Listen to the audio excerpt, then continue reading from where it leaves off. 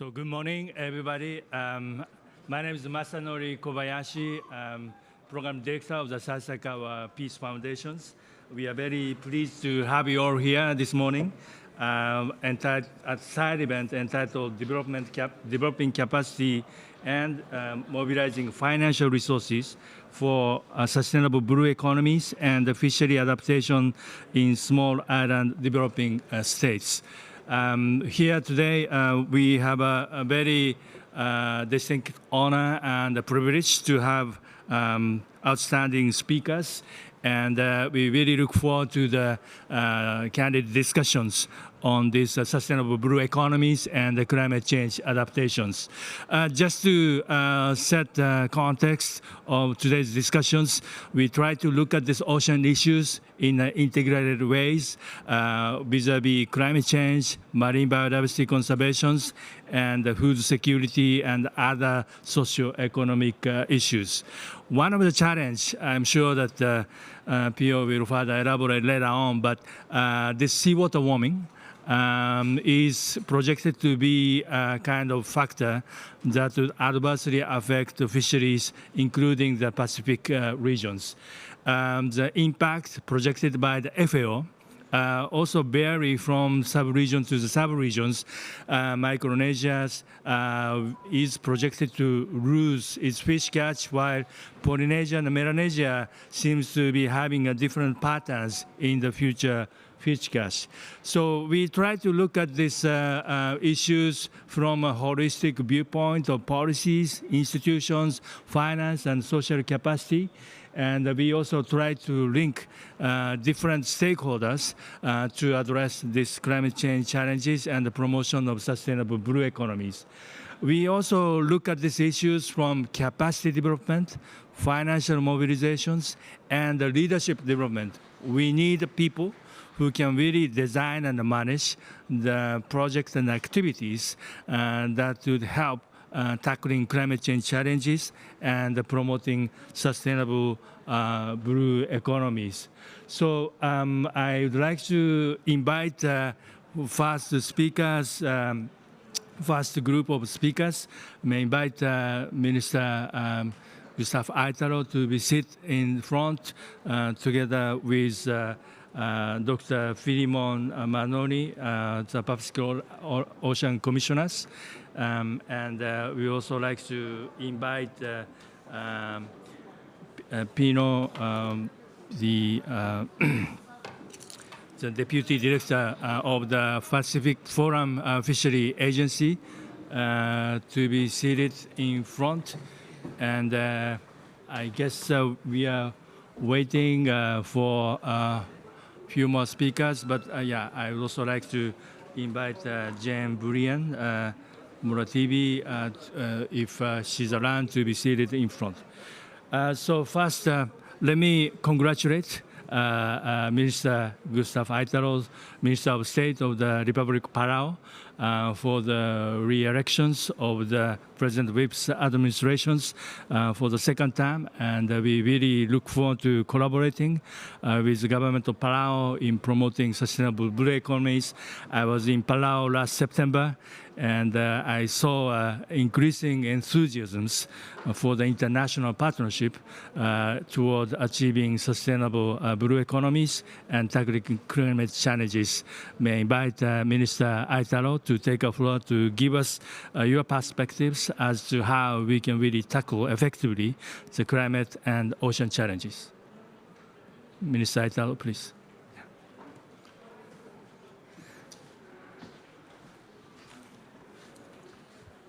Ali, good morning, Ohio. Yes, well, thank you very much for the congratulatory message for our president's election.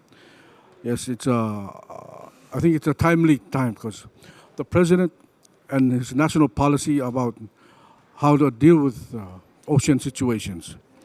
You know, he has our notion is based on science and data to come up with recommendations for solutions. You know, we try to we want to balance production and preservation. You know, in terms of the pollution and how to get international partners to be involved and interested, is to have partners who can help us develop plans that are sustainable, plans that also benefit the economy, benefit conservation measures, like our Unlocking the Blue Pacific Plan, Prosperity Plan, is one of his initiatives along with the marine spatial planning. It does not open all waters for fishing based on science that his international partners that have helped our Ministry of Fisheries. There's a recommendation on opening 50 miles radius around each island, which is basically equivalent to 30%, and our contribution to the 30 by 30. So the government's plan in terms of how to get international partners to be involved is to show the partners that we have a plan that works, we have a plan that's sustainable, and we have a plan that also looks forward to the future. We're not opening our waters 100% for fisheries. It was a good thing because the previous administration closed the waters and also gave us some time to reflect and reform what we have right now instead of just management and no production. Because the Republic of Palau has only two sources of revenue. One is tourism, the other one is fisheries. So to diversify our economy, we need to come up with another sustainable management plan for our fisheries in order to sustain our catch and also at the same time ensure that our revenue is collected as we have planned, and it's a sustainable system. So our Unlocking the Blue Prosperity Plan is not only out of the Fisheries Department. It involves SPC expertise, involves FFA research, involves regional and international partners that came up with that plan, the Prosperity Plan for the national government. So that's one of our selling points, is that we have partners who come into Palau and study, give us the results of their research and science. So when we go to approach partners, we give them a guarantee or confidence that what we're doing is based on science. It's not something that you just get up in the morning and say, open 100%. Because at the end of the day, we all have this regional harmonization. We are part of a group that has to support each other. And that region also, if we support each other, we can support each other in the international forum. So that's our policy for the national government of Palau. Thank you, Minister Aitaro, for his remarks.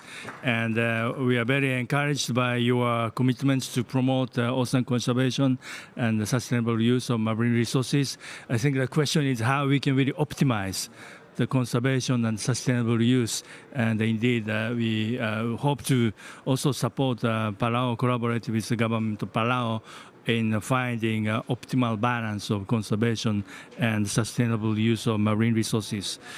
Now I'd like to turn to Dr. Filimon Manoni, Pacific Ocean Commissioner, Pacific Island Forum. He has been coordinating this ocean policy around the regions, and I was told that recently he and his teams have moved to Palau to strengthen its partnership with Pacific Island countries and enhance its services and functions. May I invite Dr. Filimon Manoni, commissioners, to take a floor. Thank you.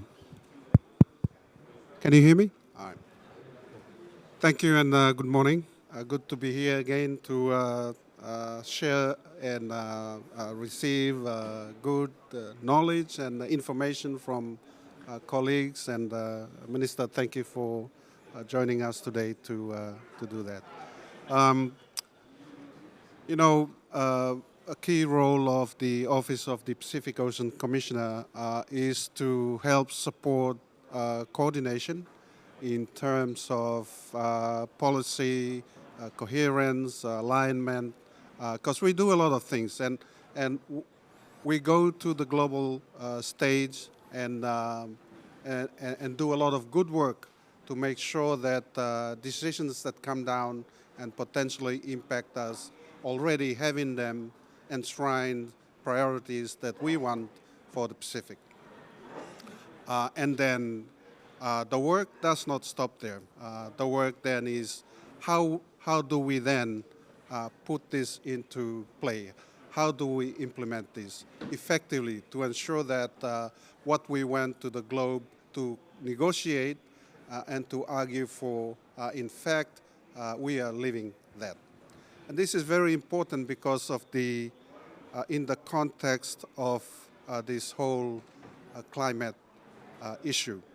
As we continue to speak about the climate, at the same time arguing the fact that the profile of this nexus that climate has to ocean has not been quite or properly recognized, and a lot of work done to profile that. As we heard briefly yesterday, and I think Dr. Pio may expound a little bit on that today, is the impact of the warming of the ocean surfaces due to climate change, or the acidification levels that are impacting ecosystems. And what does that mean in terms of our futures as countries, as small island developing states that rely on the ocean not only for subsistence livelihoods, but for economic development and nation building aspirations? Well, there is a real risk.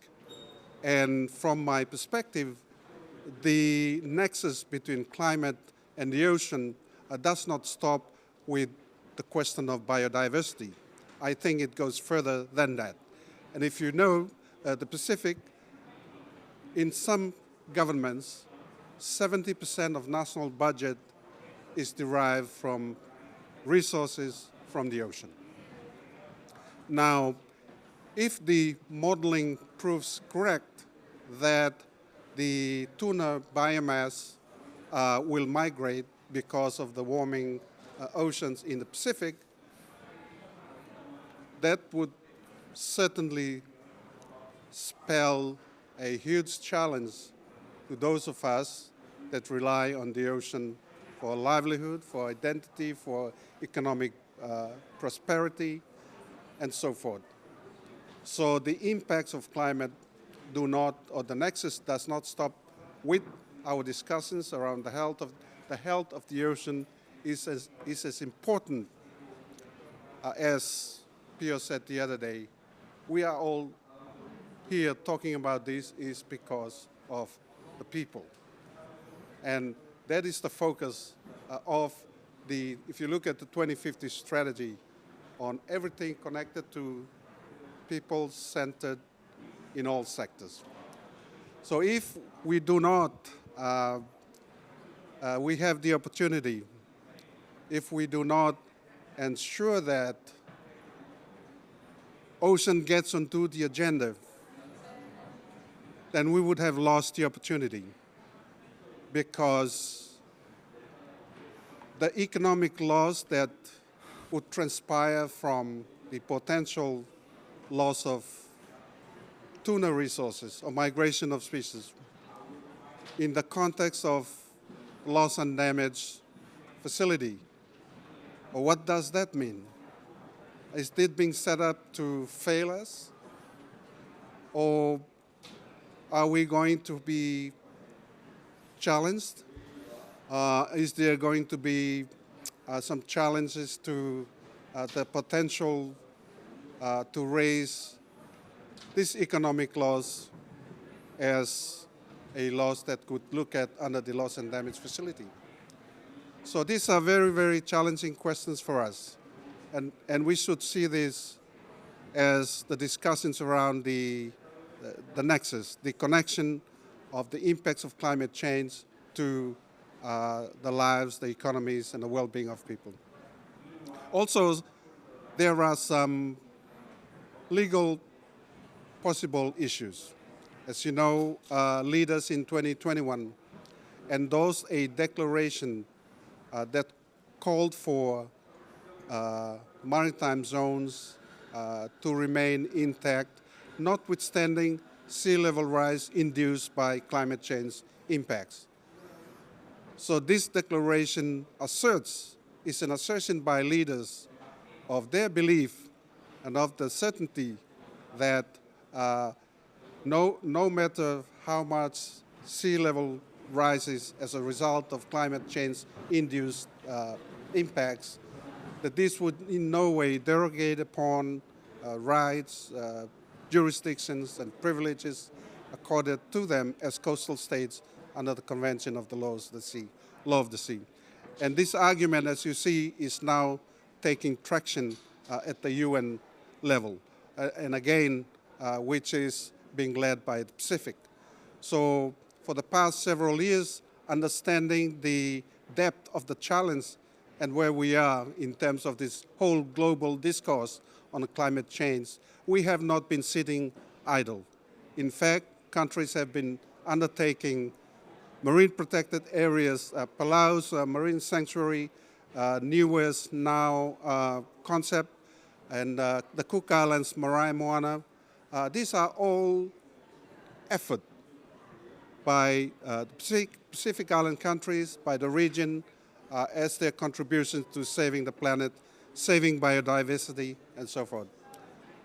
So I think when you look back at it, the heading of this, the theme of this side event, well, we can do it all on ourselves, and we need those partnerships. We need those genuine, long-term partners that are here to support, or that are willing to support the Pacific in a very genuine way, long-term sustainability and so forth. So my 2 cents there, Masanori, and thank you for the opportunity to. Thank you, Commissioner Philemon Manoni, for your remarks, and indeed it's very important that the commissioners and OPOC play a role in supporting these regional collaborations for achieving ocean conservation and the sustainable blue economies. I now like to turn to Mr. Stefania Navadura, the Director General of the Secretariat of Pacific Regional Environment Program, known as SPREP. And we also discussed this, how this 30x30 target policy goals can actually help us in achieving these climate change challenges, tackling climate change challenges, and also promoting sustainable oceans in addition to ocean conservations. So may I invite Sefa to take a floor to share with us your perspectives on this subject. Thank you, Masa, and Minister, and members of the panel and the audience. I almost missed this session. I finally found some cover last night from a source that I didn't expect, the ambassador of Marshall Islands to Korea. That cover came via London and here. But for those of you who don't know cover, it's relaxant. It's the first decent sleep I've had since coming to Baku. That's why I woke up at 8 o'clock and had to rush here. But nice to be here. Just on what the Minister and the Commissioner have discussed with us, any asset or any resource, there are a few things that you need to have to be able to manage it properly. The first is to know the boundaries of what you are managing. And that's why our countries have been arguing that the defined boundaries under UNCLOS as they stand now need to continue to be there beyond any climate change induced change in the boundary baselines that may come in future, so that we know this is the area we're managing, and this is the area that we will continue to manage in the long term. The second is to understand what you are managing. And in that I mean understanding ocean and marine issues in their whole extent. So there needs to be investment in science, not only in fisheries, but in everything related to oceans. Because the tuna don't exist as a healthy stock on their own.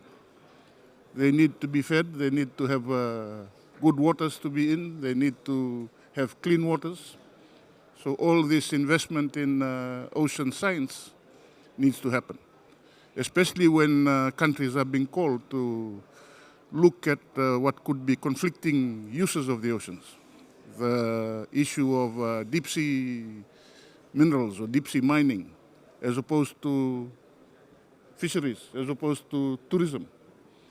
These all need to be understood so people can make an informed decision.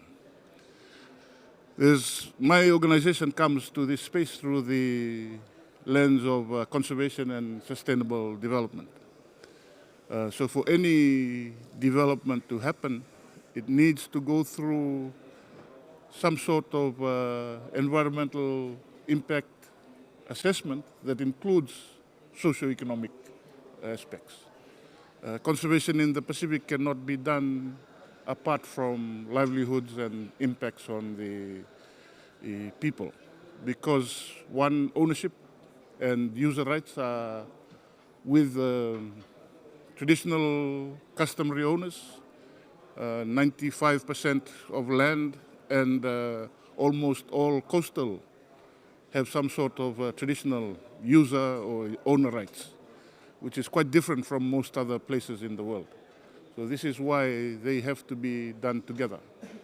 The Pacific has led the way on what I call large marine protected areas. There's been references to Marae Moana, which was the first one done. Then the Phoenix Islands protected area. Then we have Palau. We've had smaller scale shark and ray and whale sanctuaries throughout the Pacific. Now the new approach by Niue, New Caledonia has a large protected area. And with the BB&J, there are now opportunities to do things beyond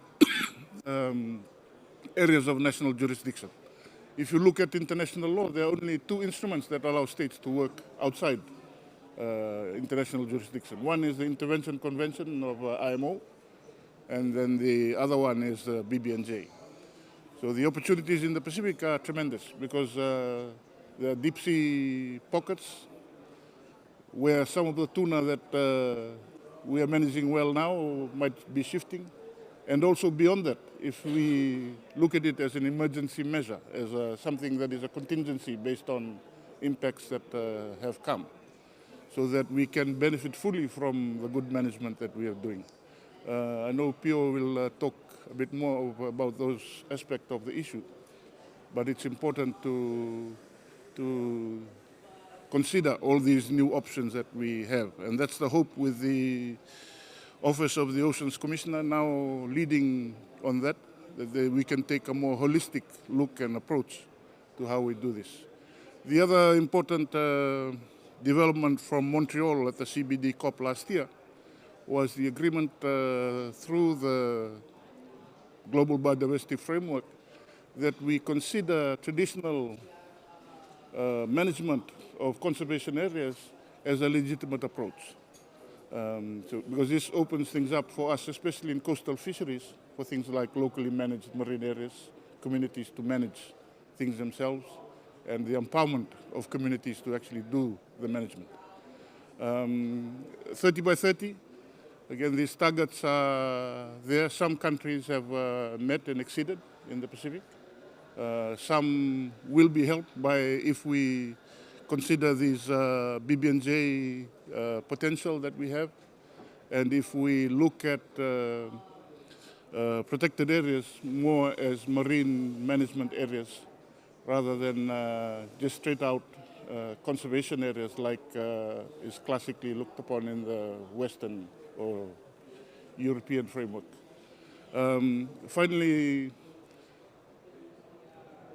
people who work in fisheries and people who work in other sectors need to come together a bit more to discuss things together. There's a global oceans initiative called the Sustainable Ocean Initiative of FAO and UNEP. We are involved because we are the Regional Seas Secretariat for the Pacific. And it's a wonderful opportunity to sit with the RFMOs to understand what are their issues and what we can bring to the table. The unfortunate thing in the Pacific is that our RFMO is the Western Pacific Fisheries Commission. But really, we need to have organizations like FFA at the table because they're the ones who really do the management. Thank you. Thank you, Sefa. The Director General of the SPREP, Mr. Stefania Navadura, for your remarks. And indeed, we are interested in knowing how these marine protected areas can actually serve as a kind of buffer for the climate change or seawater warming, and at the same time, how it can function as a source of spillover effects that can help fisheries. And thank you for referring to this Regional Fishery Management Organization, RFMO. I now have a pleasure to introduce Dr. Pio Manoa, Deputy Director General, Executive Management Division's Pacific Island Forum Fishery Agency. FFA has been also working on this subject, addressing the nexus of climate change and sustainable fisheries. And we are also collaborating with FFA for convening this Island Fishery Summit in Honiara, February next year. So we have been working with your Executive Director Manu, and now the Pino is leading his delegation at the COP29. Thank you indeed, Dr. Pio Manoa, for being with us, and may I invite you to take the floor to share your perspectives. Honorable Minister Gustav Vaitaro from the Republic of Palau, Pacific Coast Commissioner, Director General, ladies and gentlemen, thank you very much to Sasakau Peace Foundation for the invitation extended to the FFA. Some of you in this room may not be aware what the Pacific Islands Forum Fisheries Agency does. Let me spend a moment to talk about it. Established in 1979, the FFA provides technical advice and support to its 17 member governments. These 17 member governments cover a space that's equivalent to 30 million square kilometers of ocean, spread across the Pacific, and fisheries is in our lifeblood. Fisheries is in our blood. So when it comes to the importance of fisheries, that's basically importance of livelihoods for our communities, the economies of our governments throughout the region. And so, as mentioned by the Ocean Commissioner, there's a heavy reliance on our fisheries, not only for our revenues. And it was mentioned that for some of our governments, particularly our smaller governments, which are atoll nations and so forth, the amount of revenue generated from fisheries for economies equates to about 70 to even 80% of national revenue each year. So you will find that there's a heavy dependence, so it's important for our communities to ensure sustainability in the long term. So the FFA provides advice to support sustainable management of the offshore fisheries. And we work closely with our sister organizations that you find seated here in order to ensure that the best advice goes to our membership. Let me now talk about, when I look at the topic that we're talking about here, let me talk about an initiative that the FFA membership has embarked upon and endorsed by Pacific leaders recently. And that is what we refer to as the East New Britain Initiative. Our countries have realized the importance of working together. We can only achieve if we work together. And so leaders recently endorsed the East New Britain Initiative, which is a way to accelerate the benefits derived from our fisheries. Up until now, we only use 40% of the fish. And so we're exploring ways to use the other 60%, whether you use the skin, whether we use other products possible, pharmaceuticals and the like. And that is something that our members have embarked upon to try and ensure we utilize all of the fish, generate greater benefits for our countries, given a heavy dependence on the fishery. And so we are earnestly looking forward to partners who would be able to help our membership improve on that front as well. Turning now to the topic at hand, the impacts of climate change on the fisheries. As has been alluded to by colleagues here, the increased temperatures will certainly affect not only the abundance of tuna stocks in our waters, but also movements going out. And as been highlighted in the map that you showed at the outset, there's going to be an eastward movements of the key tuna stocks that we rely on. And the movements would be away from the national waters of our members and also onto the high seas. How does that impact on our governments? Well, certainly that will impact on our revenue. That will impact on the livelihoods of our people that rely on the tuna. That will also, in fact, impact on our sustainable management of the stocks. We help our members manage the stocks in the zone, but also on the high seas. We provide the necessary support, for instance, to also include monitoring, control of the stocks as they go out, and also the fishers that fish for the stocks. So climate change will come in and it will disrupt all that. And so there will be a need for a greater level of resources to support what is going to come. Before I complete two things, looking at all of this, I must say that we need 1.5 to stay alive. We need the 1.5 to ensure sustainability of the fisheries, to help our people and our governments. If we don't get that, then our people, the livelihoods of our people will be at risk. The second, as I alluded to earlier, we need oceans on the agenda of climate. We hear for decades and centuries that the oceans are very important for our climate systems. Yeah? But if that very area is not included in the agenda, then we're losing out. And the third is there must be a way for the UNFCCC processes to provide for how we respond to the migration of these tunas away from the zones. I think that is an important element that we need to factor in mind in the years ahead. And since you introduced it at the beginning, the Honiara Summit is happening in the Solomon Islands at the end of February next year. At this stage, we wish to acknowledge the significant contribution of the Sasakawa Foundation in supporting that Honiara Summit. The summit is focused on the implementation of SDG 14.4. It's a way that the region is able to contribute to the international discourse for how we will ensure sustainable stocks, sustainable fish stocks going into the future. We look forward to that, strengthening that partnership with Sasakawa Peace Foundation and other partners that are able to support this very important endeavor. So I thank you. Thank you. Thank you, Pino, Dr. Pino Manoa, Deputy Director General of the FFA, and we certainly look forward to our partnership for achieving our common objective.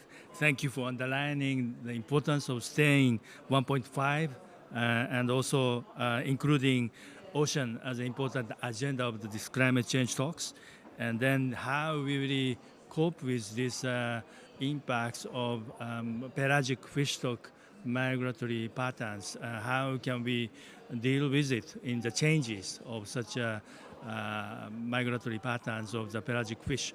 So these are some of the very important topics to us, and we indeed hope to continue our dialogues. I have now pleasure to introduce Ms. Jane Brian Moritibati, the Manager Research and Aquaculture Vanuatu Fishery Department, to take a floor and give us your perspectives as to how the government of Vanuatu is dealing with these climate challenges and promoting sustainable fisheries. May I invite Jane to take a floor. Thank you for the opportunity to share some experiences and viewpoints on the climate change impacts on the fisheries sector in small island states. And in this context, I will be sharing the experiences from a small island state like my country, Vanuatu. I share the same message here. Climate change impacts on the in the fishery sector cannot be overlooked. It poses environmental threats on the ecosystem, be it the coral reef ecosystem, the seagrass ecosystem, which is the major carbon sink, the ocean, and it impacts severely on the marine ecosystem. For that matter, in terms of food security and livelihoods for our coastal Pacific island people. And the impacts on the marine ecosystem is implicated through environmental stresses, which could affect an organism's physiology, behavior, and ecology at large. So the threats to the fishery sector from climate change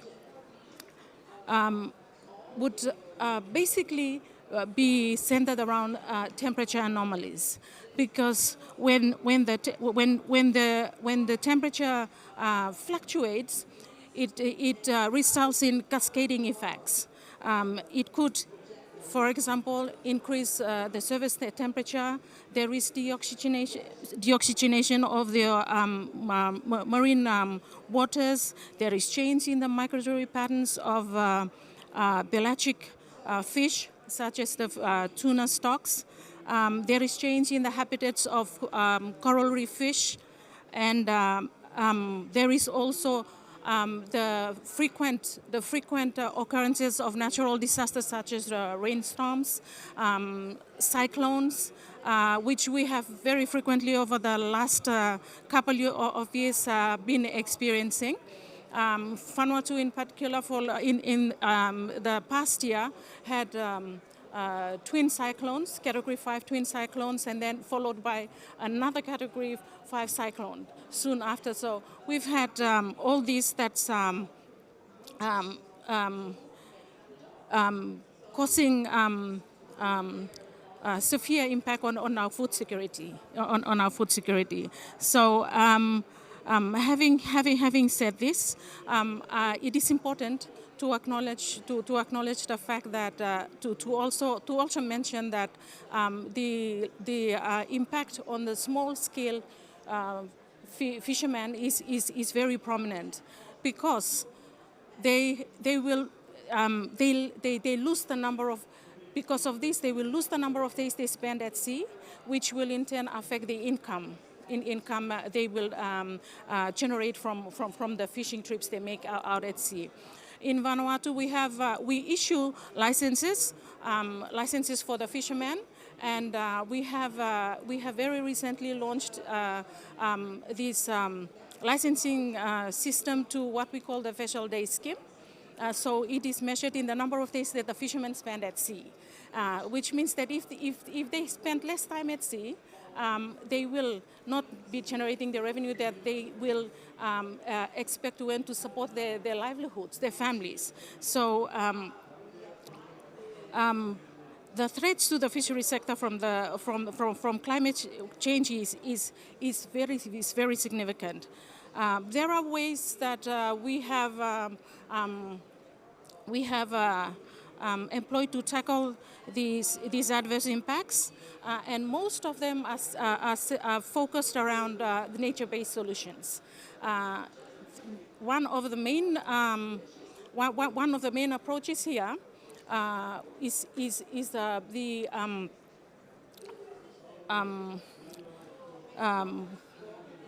MPA, Marine Protected Area Zoning. So we have the tapu areas, we have the community conservation areas, the CCAs, and we also have recently a proposal in the last couple of weeks from the COP16 in Gali. We have proposed we have a proposal to be put forward for a marine park between Papua New Guinea, Solomon Islands, and Vanuatu, and we are looking forward to progressing on that. to achieve it goes towards the achievement of our 30 by 30 target. We also work to promote ecotourism activities, and that will include also the aquaculture of both freshwater and marine species. And we are promoting the green economy because we believe that what happens on land will eventually end up in affecting what happens in the marine ecosystem. So we promote the green economy to reverse some of the adverse impacts of this climate change on our marine ecosystems. Mangrove restoration programs are happening. We have coral nurseries happening, and because of these temperature anomalies, there is outbreaks of invasive species as well, like the devastative crown of thorns starfish. We have a local remedy for that. We use lime juice in the injecting can to kill the crown of thorns starfish, and this is very cost effective. It's very cost effective, but it needs manpower. So usually we run these programs during the school holidays, where we involve the school children in the program, and the communities and the local communities.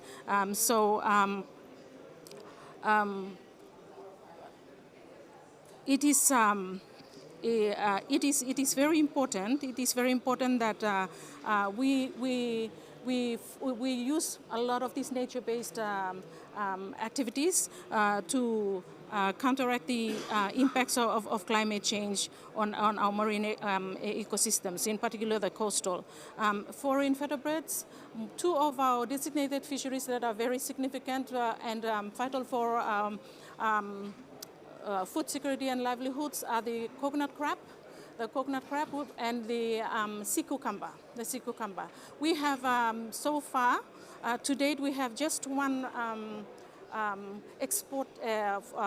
exporting company who exports 2 of our 26 species of sea cucumbers. One of those species is being exported and used is producing pharmaceutical products, and is being exported out of Vanuatu, that is very important for our economy. And so we use the quota management system, where we imposed open harvest season and closed harvest season. So in the Q1 of the year, we issue the license, and then by November, at the end of November of the year, very soon the licensing period for the sea cucumber will be closed until the end of Q1 of the following year, where we will open up harvest again. For the coconut crab, we use the same quota management system for that as well, because it is a very prestigious fishery for our local communities. And so those are just some of the ways in which we use to address these adverse impacts. And of course, yes, we look at building international partnerships. This is ongoing with the projects that we have. And I would think that I'm also very keen, because my job looks at the research part of the fishery in Vanuatu. I am looking at collaborating internationally with other projects, if opportunities allow, to seek innovative resilient management interventions for the programs that would address the water runoff, sediment deposits into the coastal zones, which affects our coastal marine ecosystems. So on that note, I will stop here, and I thank you all for listening. Thank you. Thank you, June, for articulating on so many important issues. I would have further comments or questions, but let me hold it and then just invite Mr. Ariferiti Ledua, Senior Fishery Policy Officer, Ministry of Fisheries and Forestry of Fiji.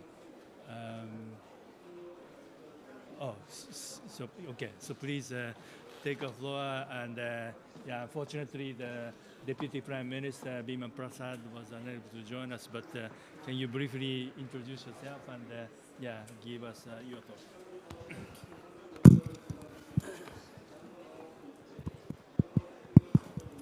Thank you. Bulavinaka, ladies and gentlemen. To introduce myself, I'm sitting in on behalf of the head of delegation from Fiji, Honorable Biman Prasad. I'm Senivas Angramasi. I'm the Director for Climate Change in Fiji. Yes, we're happy to be here to be able to contribute to the subject matter and the topic that has been deliberated earlier. On basically touching on the impacts of climate change on seawater warming and on fisheries. But before I start my talk this morning, maybe to just center on two key ecosystems that are quite sensitive to change in sea temperature and quite sensitive to climate change and global warming, which is also very instrumental in terms of providing the necessary nursery to help revive our fishery stock in Fiji. And the two main, which is the coral reef ecosystem, and we also have our mangrove ecosystem as well. So our coral reef ecosystem, Fiji has the third largest third longest continuous Great Sea Reef in the world, and our coral reef system is no different from any other parts of the world and in the Pacific region, being sensitive to the rise in sea temperature and global warming that already has visible changes and impact on our local fishery stock. We've already witnessed some cases of coral bleaching, evidence of sea temperature changes, and our coral reef system as well has supported a lot of sustainable fisheries in Fiji, meeting the needs of our local communities as well as on a commercial large-scale basis. We have an aquarium trade that's heavily dependent as well on our coral reef system for trade in various parts of the world. And because the coral reef system provides the natural habitat for the nursery of the fishery stock, any impacts of climate change does have a direct repercussion on supporting food security and livelihood of our local communities. And on fish stock migration, just to reiterate one of the new studies that were carried out recently by SPC that indicated by the end of 21st century, if climate change and global warming continues unchecked at its current trajectory, many of our vulnerable small Pacific Island states and territory will lose 50 to 80% of our marine species. And the projection is focused mostly around yellowfin tuna, skipjack tuna, whereby eastward and poleward to the cooler poles migration. Ladies and gentlemen, for Fiji, the unfortunate and sad part of this migration is that most of these Pacific Island countries are dependent on these fisheries for food security and livelihood, and any of this impact has its direct repercussion. In terms of the attempt to tackle such adverse impacts, Fiji, as a small island developing states, were literally at the mercy of larger developed countries to try and reduce their carbon emission into the atmosphere, for which we are receiving end of this direct repercussion. Even though our contribution to the release of carbon emission into the atmosphere is insignificant from the global standpoint. And Fiji, it's insignificant in that emission still attempts to put our legislative intervention through our Climate Change Act and our various policy interventions and decisions and we've worked in close collaborations with two of the main sectors that we've identified in our NDCs as one of maybe not, and from the global standpoint, not maybe large release of carbon, but from the national standpoint, our transport and agriculture sector is the main release of carbon from the national perspective as we've taken our global stock take. We are also proactively adopting a nationwide measures of planting 30 million trees within the 15 years to offset our global release of carbon and to help provide the carbon sink necessary. Despite this, this is still insufficient to be able to totally halt and reverse the current trajectory of global warming and rising temperature. And for countries like Fiji, we are quite we're quite sensitive to any impact of climate change and of global warming from both the marine and land-based environment. And for us, we advocate strongly on the need to keep to the 1.5 degree target, as well as take into consideration the special circumstances of the small island development states. Our partnership activities that we are interested in pursuing or are pursuing to be able to address this issue. Since Fiji has become a party to the Paris Agreement in 2016, we are pleading for our voices to be heard on the effect of climate change through sea level temperature and various impacts from coastal inundation, coral bleaching, frequent occurrence of cyclones and flooding, and impacts on food security. The solution lies within the collaborative partnership as well as the multilateral cooperation. From the Ministry of Fisheries perspective, we are adapting and making certain policy changes in shifting total dependence from coastal fisheries into inland aquaculture activities. And this, we believe, in the short-term solution as we drive to address food security and provide an alternative livelihood for our coastal communities. And at the same time, we are putting in place bills, policies, and relevant policies and development plans to be able to cushion the impacts of sea temperature rising. And to conclude, we are looking forward to developed countries to assist financially in ensuring that this is not a dream but a reality. Thank you. Thank you very much, Ms. Senibasa Wakaramasi, the Director of Climate Change, the Government of Fiji, for telling us the perspective from Fiji.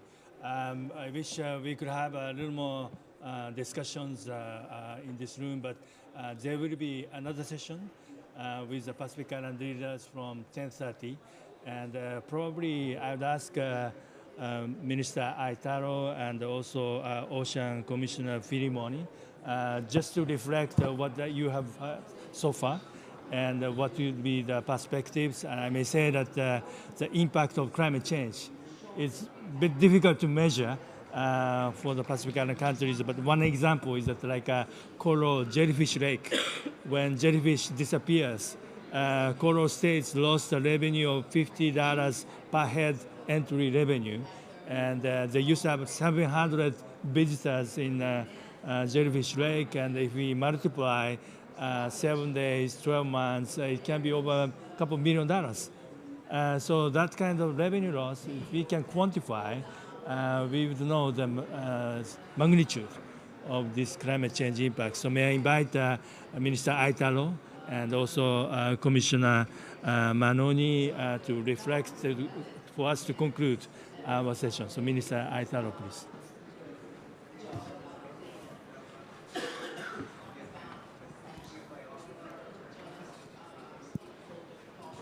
Thank you, Masanori-san.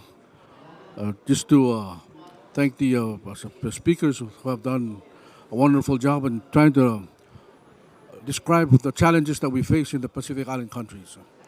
from the Palau perspective, yes, the impacts of climate change has a very big effect in our local revenue. It increases tourism, decreases our natural resources, and that's a big challenge for small island countries that have limited capacity, limited resources. So we all call on to the international partners and more collaboration with our regional partners to put the oceans in as an agenda for the climate change. It has as what we always say, that we are the threshold of the world. If we're gone, it's gone. The rest of the world has to follow suit. So climate change, the sea level rise, coral bleaching has a very big impact in Palau. Loss of not only revenue, but the corals are also very vital to the population of our fish, coastal fisheries, which is also a revenue source for our local fishermen and also a subsistence source for our people. So from the coastal all the way up to the pelagic, to the open waters, impacts of climate change is quite effective, quite challenging for us. And that's why we call on the regional partners and also international partners to help us to bring this oceans issue into a formal agenda for climate change, this convention. Thank you very much. And Commissioner Rimon. Thank you, Minister, for those comments, and also to recognize the comments by the previous speakers, Director Sefa, Deputy Director General Pio, and also our distinguished colleagues from Vanuatu and Fiji. I mean, I think that the message couldn't be more clearer. Climate change impacts, of which we in the Pacific had nothing to do with, is impacting our lives in a very serious way. So what can the COP process do in a meaningful way to address those challenges? I mean, there is a very good call that the dialogue is now ongoing to get the oceans onto the agenda. Because when you think about economic loss due to the migration of tuna biomass to other parts of the globe, if you look at inundation, if you look at the potential loss of interest and baselines and all of these, this would be a tremendous injustice. So I think the message is that there should be a legal and there is a legal and moral responsibility, not only for these emitters, but for the COP process to make sure that there is adequate remedy to remedy the challenge. Thank you. Thank you very much, Commissioner Manoni, for your remarks. And I wish we could continue, but let's hold this for the next session that the Fifth Secretary and SPREP organizing from 10:30 here. And let's join me in giving a big applause to the panelists here. Thank you. So can I invite the speakers to be in the stage to take a group photograph?